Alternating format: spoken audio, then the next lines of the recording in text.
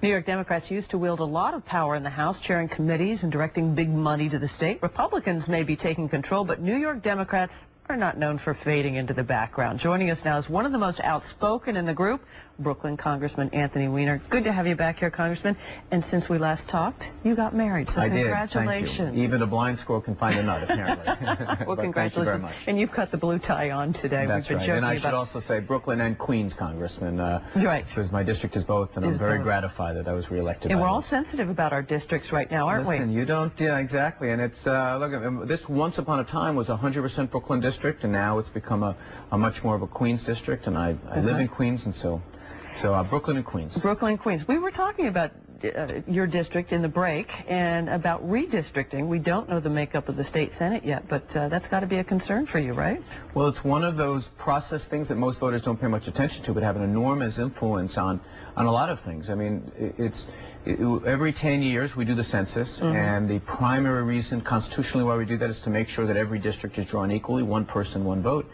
That's easier than it sounds, because some states gain population, others lose them, and then within states, population moves around. So before the next congressional election, we'll all be running in new districts, and the state legislature gets to decide what those districts are. State legislature does, and as I said, we don't know the makeup yet entirely of the state legislature at this point, so we'll see what happens. That's right. But I want to talk to you a little bit about Tuesday's election. What is your takeaway? I asked Congressman King that. What's your takeaway from what happened on Tuesday? Well, look, there's no doubt about it that a lot of the things that we did in Congress over the last couple of years were tough foundational things that to some degree a lot of Americans didn't see the immediate benefit of.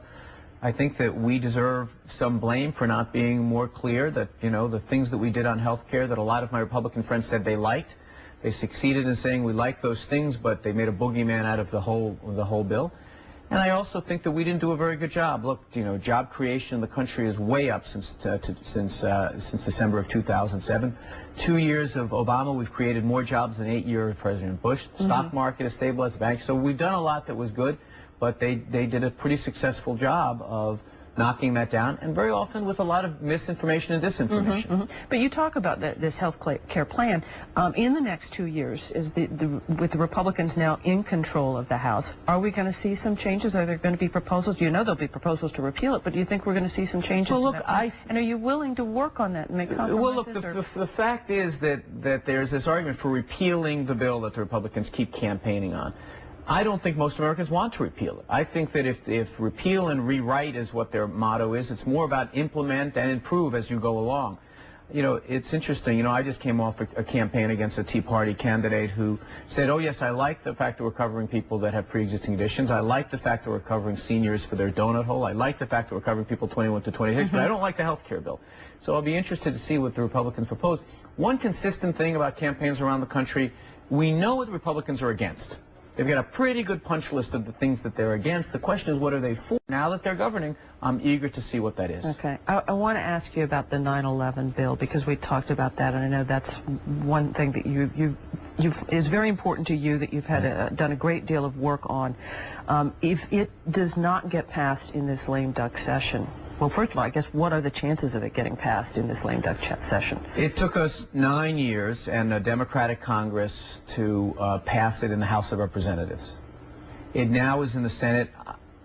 I don't know if, you know, so your viewers understand, if it doesn't pass the Senate between now and January 1st, essentially we have to start over. You have to literally rewrite the bill. We have to start. The words have to change. We have to start the process again. We got 17 Republican votes. Now the Republicans are in charge. I would be surprised, and Peter King intimated it earlier, I'd be surprised if the Republicans take this up. So it's kind of now or never. And, you know, if we just had to pass this in the New York delegation, there'd be no issue. The question is whether the rest of the country, and so many races around the country use New York as kind of a punching bag and a punch line for their advertisements. I'm pessimistic. It's a shame, so that's why I'm hoping that against all odds, Senator Gillibrand and Schumer are able to get this done in the Senate over during the lame duck. And you've talked to them? Yeah, I mean, look, they're committed. There are a couple of moving vehicles they might be able to tack it onto. Rules are different in the Senate. Hopefully they'll be able to. But unfortunately, the party of no, as you referenced, extends to this 9/11 health care bill as well. Okay. What do you think we are going to see between now and December 31st in terms of anything happening? Well, we've got to do some stopgap things. We've got to get a budget passed to continue us through the end of the year, and I think we'll be able to do that, some formulation of whatever we're on the road to spend, no more, no less, that kind of thing. I hope that we can tack on a couple of little things like the 9/11 bill. I know that the Bush-era tax cuts are going to expire December 31st. A lot of us believe very strongly they extended. At least the parts that, that impact the middle class should be extended. I hope that we do that as well. Beyond that, and that's where you're going to see a big fight, is because, you know, the Republicans say that they should be extended for everybody.